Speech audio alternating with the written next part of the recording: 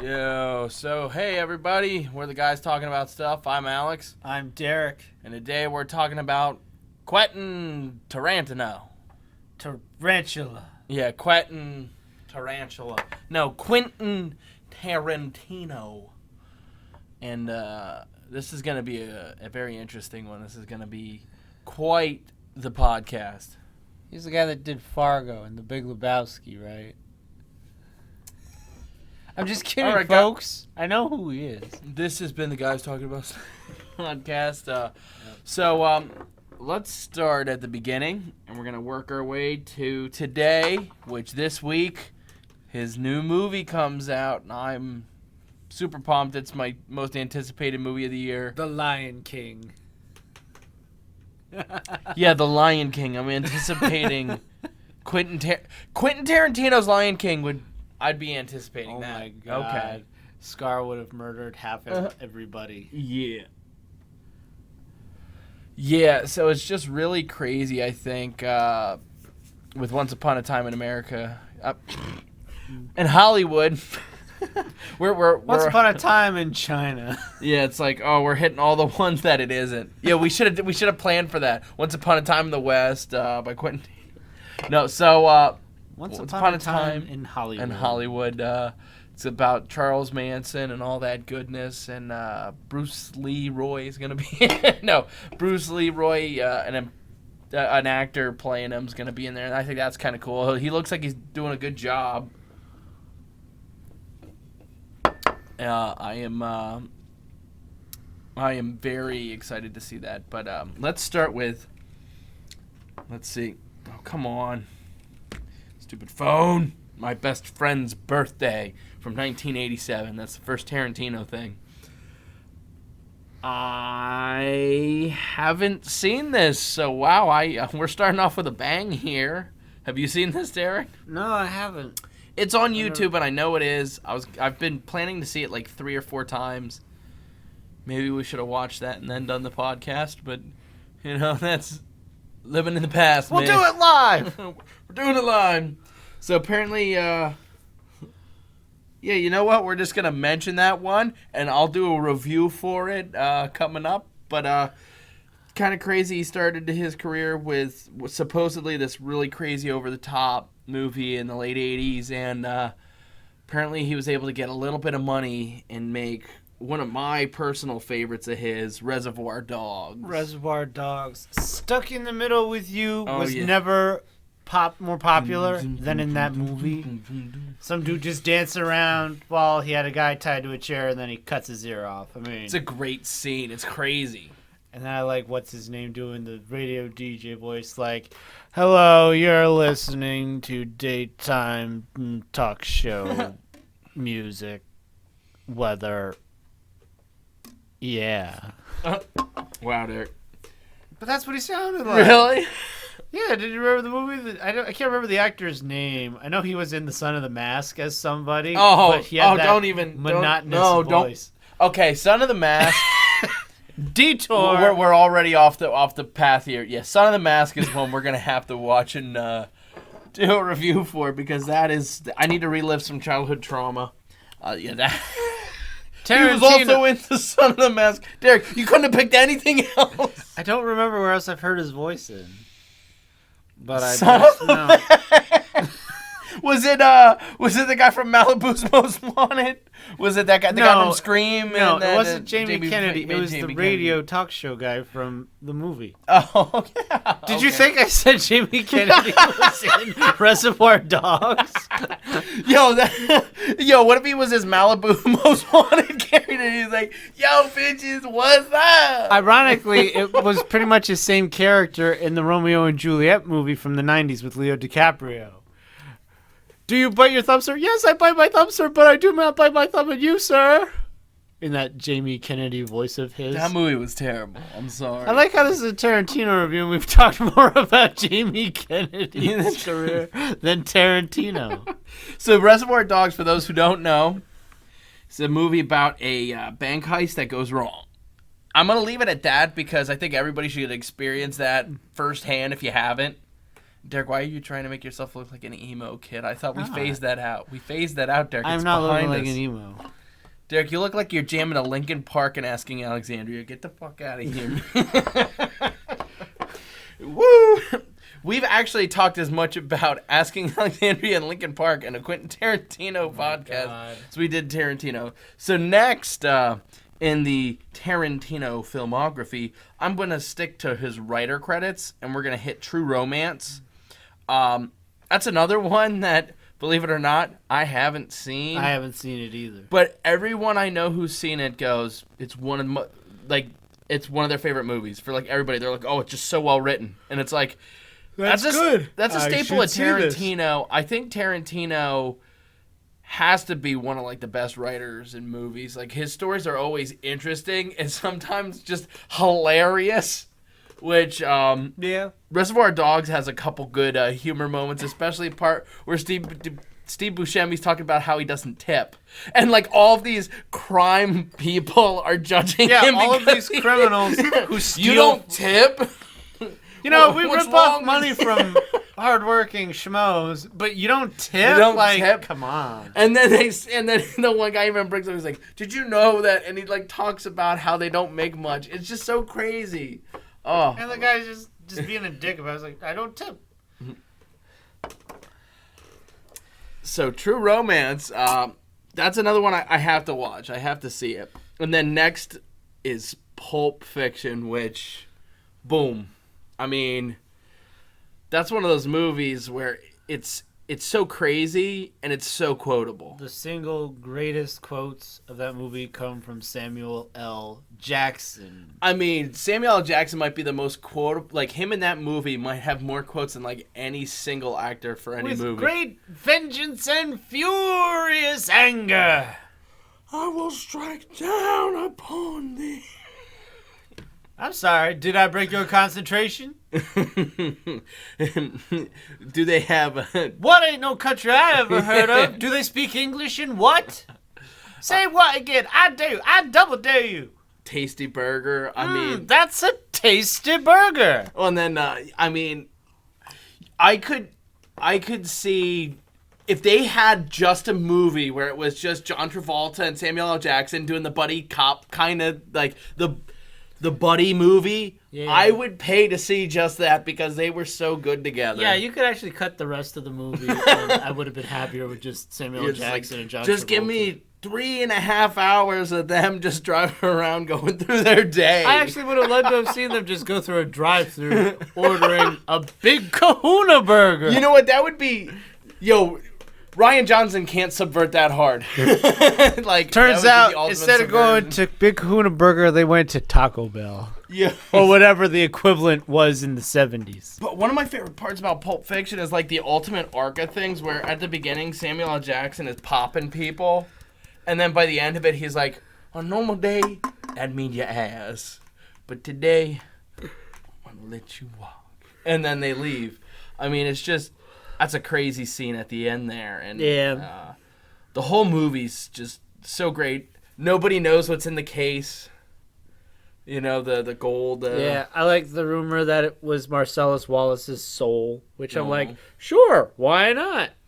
But I like how it was just a generic MacGuffin. Like, could have been just gold. Could have been the gold, the dragon scroll from Kung Fu Panda that shined like gold. There's nothing. No. It's nothing. It's the Lance Armstrong gold nut from Ted. Anything. And in movie history, I go with golden left nut, Lance Armstrong from Ted. So moving on. Samuel L. Jackson and the Golden Nut. Honestly, so far, Quentin Tarantino, watched that movie. He's just batting. He's batting great. So then we got Natural Born Killers, which is one where I have not seen the whole movie, but I have seen parts. And it's crazy. I really liked what I've seen, so I have to see the movie. But I know if it's got Woody Harrelson, it has to be good. Yeah. Then he also wrote one called 4 Rooms, which I actually have never heard of. I feel like it has to be. It has Tim Roth in it, so of course it's a Tarantino. Actually, no. I think I have seen that. That was where he's the bellhop, right? 4 interlocking tales that take place in a fading hotel on New I have Year's Eve. seen that. That was actually kind of funny. Yeah. Like, it's just the misadventures of this bellhop jumping in all these rooms. I know Antonio Banderas was in it. You're like, it's well written. It's like, see, this is where I'm coming. Yeah, and it's kind of that non-linear, like loosely connected story. Like, sure, it's about Tim Roth and his misadventures, but like, if you took each particular story on its own, it still all fits and works. Then Tarantino directed, he wrote and starred in a music video for Leonard Cohen's Dance Me to the End of Love, which, seeing Tarantino as a cast member, that's always crazy. I don't want to really ruin too much, but his cameo in Pulp Fiction kind of takes the cake. Yeah. That's a crazy one. For certain reasons, we can't quote that. Yeah, if you know what we talk about, you know why. You can't quote. If you don't, watch the movie. Yeah, watch the fucking movie. So we're allowed to say...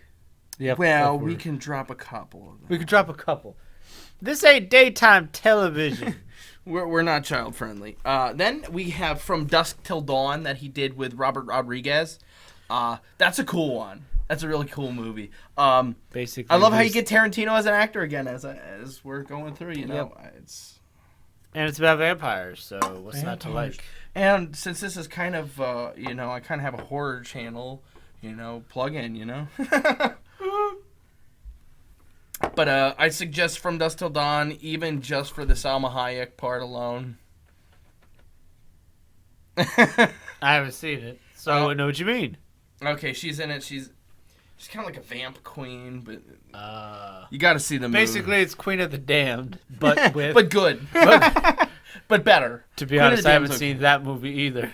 He also wrote Curdled from 1996. Does that have Billy Baldwin? Yes, it's got Billy Baldwin. It's got a discount Baldwin. It's got dollar store Baldwin. It's got Chinese knockoff Alec Baldwin. It was directed by the person who's directed 3 movies titled the same thing. Oh my god. Curdled, and Curdled. So, yeah. Apparently he could only stick with one title. Oh, I think it was a woman, actually. Dude, this is 2019. You're not progressive. Women can direct. They can? The lady... 2 of my favorite movies last year, You Were Never Really Here and Leave No Trace, were both directed by women, and they did great jobs. Bada bing, bada boom. Yep. We got Jackie Brown. Ooh, that was a good one. I like Jackie Brown. Jackie Brown's fun. Yeah. Another one with Samuel L. Jackson. He's in a lot of Tarantino movies. He's in almost almost a lot of the big every ones. Tarantino movie. I think the only one he's not in... I think he has like a cameo in one of the Kill Bills, and that's how they get away with him being in it. I think he was a narrator in the first one and a piano player in the second one, like in the flashback of the wedding. Because he's like in every Tarantino movie. I think he had a voice part in Reservoir Dogs, or maybe not. Oh no, wait, he was the narrator in Inglourious Bastards. Yeah, I don't think he was in Death Proof. I haven't seen Death Proof. Oh, I like Death Proof more I've never than most seen the people, I guess. Grindhouse movies, Death Proof. Grindhouse is Planet good. Terror. If you like Grindhouse stuff, I highly suggest it. I love Grindhouse stuff. But next on the list here, he went a little bit of a bit. He made a movie called Reservoir. He made Reservoir Wolves. Maybe he was a part. He created the characters to it. Okay, that's. Anyway, it's a sequel to Reservoir Dogs. Like a dollar store bin. Kill Bill Volume 1. I love Kill Bill. I love those movies. I think they're great. Kill Bill's volumes. They're 1 really and crazy. 2. Some of the action in those movies are some of the best action I've seen in any movies, hands down. Yeah, they're pretty good. The fight scene at the end of the first one, like when it cuts to black and white and onward. The crazy 88s. I mean, I have to sit there and say, like, Tarantino, I don't know if anybody does action better than him. I could watch his movies all day. There's credible action, great story, and then his direction just is absolutely flawless. I mean, he makes as close to perfect movies as just about anybody, in my opinion. And I think he's a guy. I love all his movies. So Kill Bill Volume 1's great. It's very very violent, very crazy. Lots of swords. Lots of swords and samurai, and yeah. Kill Bill Volume 2 is a little bit of the same, but I still think it's really good. I like how that's the one where you find her name. I always did kind of find it funny that in some of the scenes they just bleeped out the name. I thought that was a little cheap. They could have just said, "She is coming. We do not speak her name." But no, they just bleep. Well, I do think that if they, well, in my opinion, if they had sat there and said she or her, that does kind of come off as a cheesy cliche. Right, but bleeping just sounds cheap. Like, oh, we don't want to do an artful, nuanced, artistic version. No. Doing a bleep? Nope. Has anybody else done that though? Right, but we also don't bleep out cuss words in movies unless it's funny You could. or silly. Well, why is that not a style? Because of how it's traditionally used. Well, isn't tradition made to be broken sometimes? For different it's kinds good. of presentation. Well, that's your opinion. Well, I guess we will leave that. I'm of the opinion that bleeping her name out was cheap. I would say that just saying, well, stuff like "get the boy," lines like that make me just want to curl up and like want a blanket because they're so bad. They're so cheap. Right, but in Kill Bill Volumes 1 and 2, I mean, I prefer the bleep because that means they're right saying here. Spoiler alert. Turns out Bill was about to marry the bride, and the bride's name was Beatrice Kiddo. And, you know, I thought that was kind of interesting when he would just call her Kiddo. Like, oh, it's not just a nickname. That's her last name or something, I guess. And it's like, listen, you could have, like, explained it more of, like, we don't speak of her name. Like, after what we did, we do not talk about her. Yeah. But no, we're just going to go, bleep. Bleep is coming. Bleep is gonna kill us. It just seemed kind of funny. Like it's just so oddly placed. It doesn't happen often enough to make it that much of a big deal, so it stands out. So I think it's kind of an ode to a lot of like the '70s grindhouse stuff or like the kung fu movies. Oh, absolutely. They bleeped shit out in those movies. Oh yeah. I mean, Derek, they dubbed the movies like. They did dub all kinds of is stuff one thing, well, but bleeping you have is to another. understand, audio is an art form in itself where you could do all kinds of crazy things with it. And if everything's just standardized, it's boring. Uniform is boring. If everything's red and blue, but I didn't like that one thing. All right. It didn't happen often enough, and it was just so oddly placed. It's like, hey, look, I'm gonna have a cartoon, but then I'm gonna throw in live action Quentin Tarantino in this children's cartoon, and it just goes dark. Like it, for me, and for someone who talks about tones a lot, I think you would understand. For me, that was a tonal shift. Like, oh, I was in the groove of this movie, then bleep, and I'm like, this isn't Jerry Springer. Why am I hearing a bleep? I do think it's like kind of an ode to. I have to check on it. But yeah, in one of the Man with No Name movies, I think they bleep when they say his name, but I'm not sure. It might be the first. No name. Why would they bleep his name? I will be honest, folks. I haven't seen those movies, which I owe it to myself. So I will. Derek's not as cultured as most, but I'm still more cultured than others. So yeah. It's a, you know. Derek's more nerd cultured, like. If it fits stereotypical comic book nerd, he knows it. If not, it's yeah, I like comics and superheroes, but I also like other movies. Yeah. I just don't do the westerns that much. Yeah.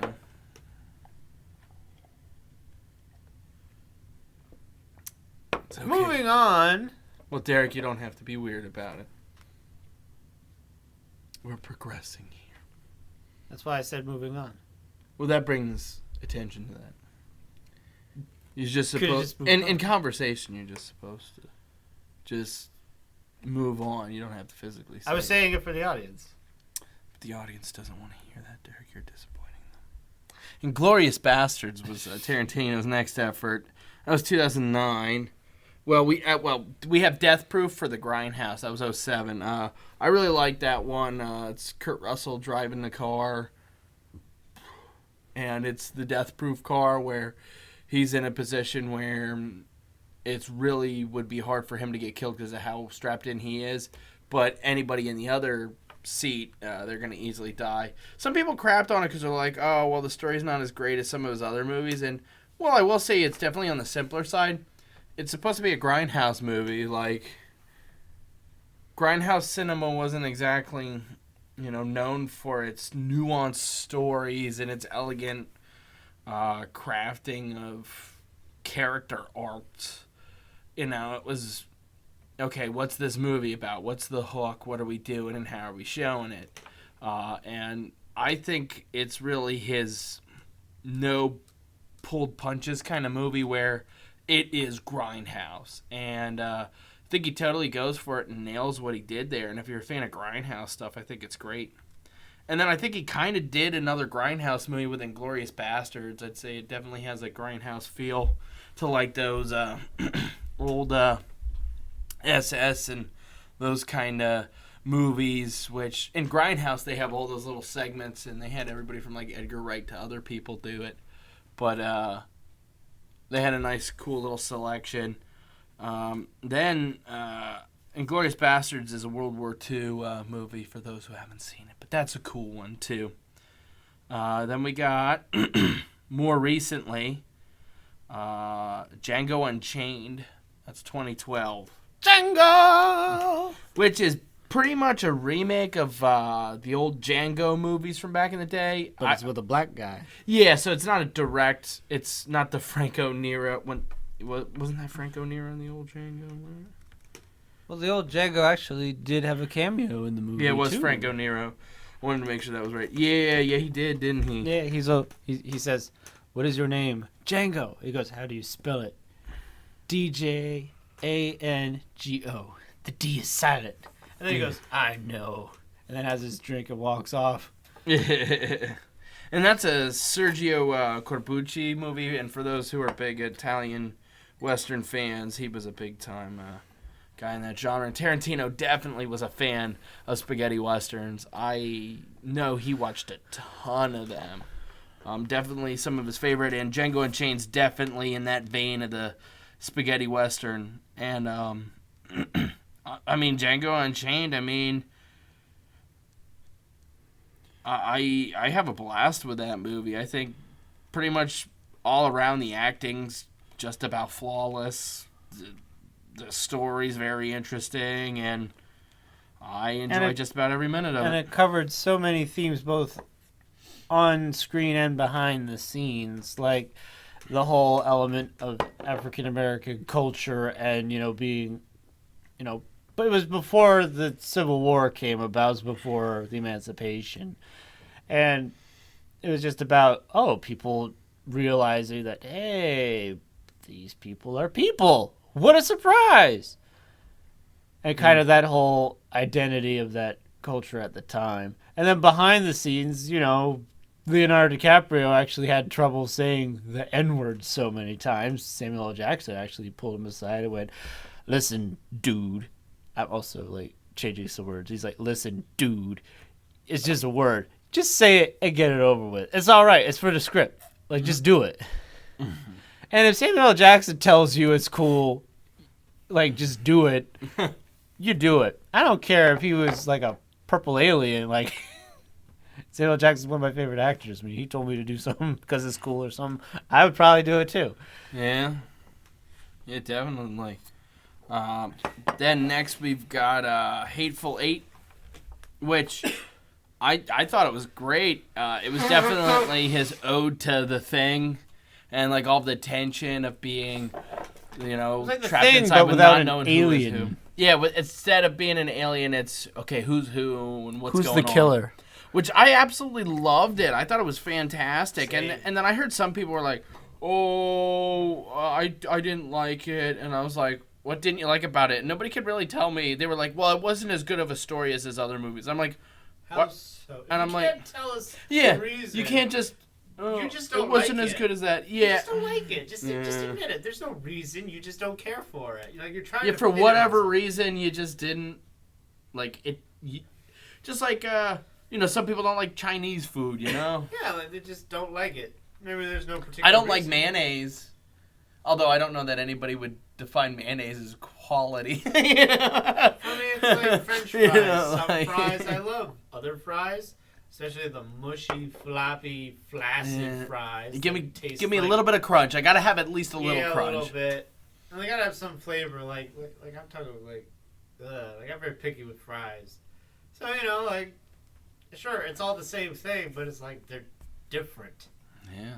They're objectionably different. And that's the thing. A lot of times with movies, there's all the different little palatable things, and so I thought Hateful Eight was great. I love the mystery thing, and I don't think there's enough mystery movies even made anymore. I could barely.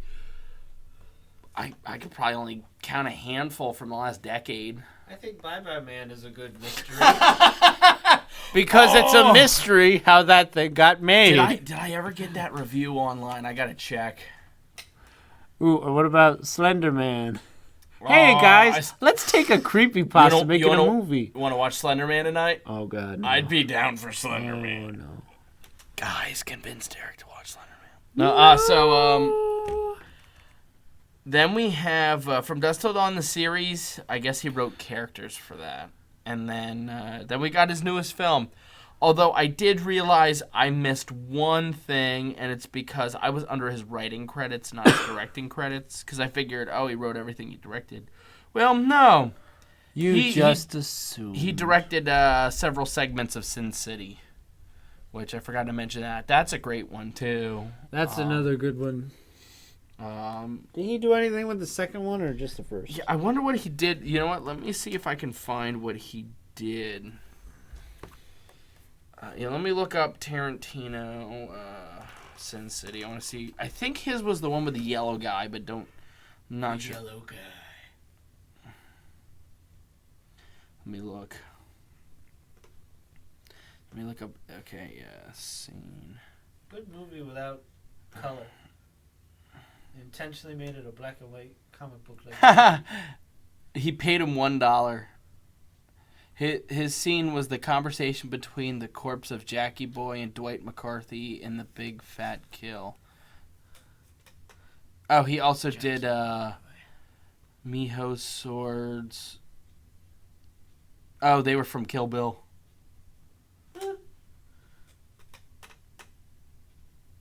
Okay. That's where the scene is where Clive Owen talks to the guy with the knife in his head. Oh, yeah, that's funny. That's a Tarantino kind of scene. Yeah. I like how he's just talking with Benicio del Toro's character after he drowns him in the toilet and killed him and did all this other horrible stuff. Slit his throat. And then, of course, in typical Benicio del Toro fashion, he's talking with a raspy, grumbly voice. Well, I mean, especially since his throat got slit in the movie. Well, Spoilers! Yeah. Hashtag spoiler. Well, shoot. Anything we missed, Dirk? Well, let's talk Tarantino in general, I guess. Would you say he's one of your favorites? He's a great go-to director. No, absolutely not. No, I'm just kidding. I really would. I mean, everything he's done, I pretty much liked.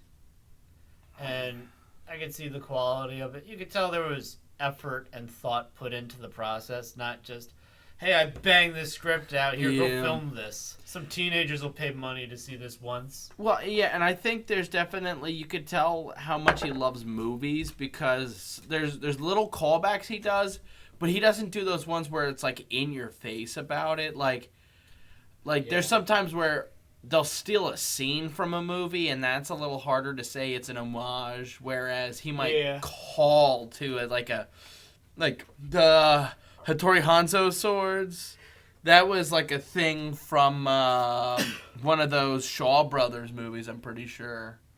Something like that, although Shaw Brothers were Chinese. Oh, shoot. Hattori Hanzo was Japanese. I know it is Japanese, but I get what you're getting at. There had to be was a something. reference there. Yeah, it's Maybe a Kurosawa film. maybe Kurosawa. Well, and that's the thing about Tarantino. We'll get back to you. I pretty much have the same film taste as Tarantino in terms of I love quality stuff. Like your Kurosawa, your Andrei Tarkovsky, Ingmar Bergman, but also your Sergio Leone westerns and grindhouse gore flicks from the 70s and 80s, and just all kinds of crazy movies from, The Thing's one of his favorite movies. It's definitely one of mine. He loves like Alien, Texas Chainsaw Massacre, but even just a lot of those grindhouse films like Lucio Fulci's stuff and like Dario Argento, and I definitely love those stuff too. So for me, anytime he does anything, I'm like, yeah, he has the same film taste as me, so I'm gonna like it. I mean, I'm like, yeah, no, I'm on board just about whatever he's gonna do. Alex and Quentin would have gotten along famously as friends. Yeah. The unlimited possibility. I will shut your butt down. Well, yeah, I definitely am interested in doing some reviews for Tarantino stuff. I know I think I filmed the Reservoir Dogs review like 2 months ago. But I've had such problem with editing software where it's just been rough for the last little stretch here. But just got a new software, and that's gonna change. So I dropped some money, but it's gonna actually be good. So, guys, I think this is going to be it for the episode. I know this is going to be a shorter one, but, I mean, I think we were able to blitz through it and cover really everything we really wanted to talk about it. I really suggest about all these films, and I really think you should check his stuff out, especially if you like well-crafted movies in terms of story and direction, but also in terms of just like crazy over-the-top action and just kind of the best of both worlds. Anything you want to say, Derek? I like Tarantino. I like Quentin Tarantino. I'm a fanboy. I would like to see Tarantino do a Deadpool movie. Oh my god, it would be mostly him talking, which that's totally Pretty much the Deadpool. character. And then random killing with lots of blood. I mean, I'd I love think to see the Tarantino Deadpool movie. Tarantino Deadpool would be awesome. Yeah. He is. Petition Quentin Tarantino to hijack Deadpool. And He's make that supposed to be movie. doing a Star Trek movie, which that excites me. I just imagine everyone in Starfleet just talking in a room for 20 minutes, and then bam, bam, bam, bam, bam, bam, bam, bam, bam, bam, bam, bam, bam, bam. What's crazy Bam. is I really can't wait to see this new movie, Once Upon a Time in America. Once upon a time. Once Upon a Time in Hollywood. I'm so sorry. Because, see, I always think it's not Once Upon a Time in the West. I know it's not that. It's not in China. So it's the other Sergio Leone movie. No, and it's not Once Upon a Time in China with Jet Li. It's Once Upon a Time in Hollywood. And it's got Charles Manson and Brad Pitt and Leo are in it. And I'm sure It Sammy doesn't have Jackson. Charles Manson. Okay, a guy playing Charles Manson, you son of a bitch. They put him on work. Yabba dabba dabba. To star as himself. Oh my god. Yo, you've seen that. Yo, you check out that video of Charles Manson going, "Do you feel blame?" Oh yeah. The ultimate response is there's his yes answer, and then there's his question, and then there's his answer. Do you feel blame? Do you feel blame? Do you feel blah blah blah blah blah blah blah blah blah. And then there's another one where they go, "Who are you?" And then he just looks around like, who? Nobody. He did I'm more. nobody. He did more acid than Sid Barrett from Pink Floyd, and Sid Barrett was kind of known for doing acid every day. So Charles Manson just like pressure cooked his brain, man. He just basically was like, "I am going to see into the next dimension or die trying." How much acid have you done? All of it. He's like, "I've done all." I've done all of the acid You that know how ever Jo- was or ever will be. You know how Joker fell into that vat Of That acid? that was coming to me. Yeah. Yeah, the Joker from Batman. Essentially, Charles Manson Charles drank Manson. the pool water after he got out. Which I'm excited for the Joker too, but that's The not Joker. Tarantino. But excited for that. Maybe he should have done That's that my movie. second most anticipated movie. Okay. Yeah, my anticipated kind of goes Once Upon a Time in Hollywood, The Joker, and then The Lighthouse. That's kind of where I'm at right now. So I'm looking forward to that. And then there's always those few movies that sneak up on us in the second half of the year here. So we're in that nice little stretch. But I'm probably going to see Once Upon a Time in Hollywood at least twice in the theater. Because I know I'm going to see it probably opening night. Then I'm going to see it whenever Griffin can see it. And whenever you want to go, I'll probably go. So there'll probably be 3 times. Yeah. But I'm down because Tarantino in the theater, hard to pass that up. When I saw Hateful Eight, it was actually a premium event at one of the United Artists theaters nearby, and it was the 70 millimeter showing. I wish so I had gone to yeah, that. it had an intermission, an overture, and I I think also it was the extended cut. it was the extended cut. And I also made sure to get like a big soda, lots of popcorn, because I thought, well, if this is 70 millimeter old school, I better go old school style. That's Maybe it also gave you this little production booklet thing that showed you behind the scenes pictures and production notes, and it was actually really, really cool. See, I love watching stuff on film, and it's been because I remember being a kid. They used to play all the movies in film back in the day.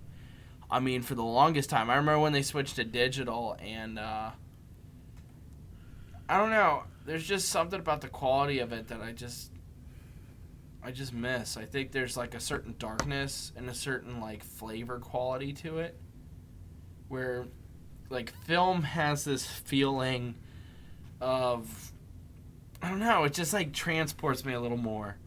And I've gotten to see some old film theater experiences with some old grindhouse movies, because I did that Italian Splatterfest. Remember I did that? Oh, I'll probably end up doing that again because that was fun. But I got to see like Octopus and a couple other movies in that, and then a couple of them were like 4K Arrow video scans, which that was cool too. 4K scans of stuff. I especially love what Arrow Videos releases. Man, they do amazing jobs on their restoration process, and the films look flawless. And to see those through the projector, they looked really good on that screen too. So I gotta give mad props out to them. I have like a bookshelf of their stuff. But I'm sure if Tarantino, if he doesn't know about it, Tarantino, if you're hearing this, definitely check out Arrow Video's releases. They're definitely up your alley, and they're releasing one of his favorite movies, The Sender. So that's pretty cool too. Well, I think that's all the time we have for today. So, I think this is going to be our moment where we exit. Typically considered exit stage left. So, guys, we're going to catch you on the next episode. Thank you for checking in. And we are the guys talking about stuff with Alex And Derek. And we'll see you next time. Bye-bye. Bye-bye.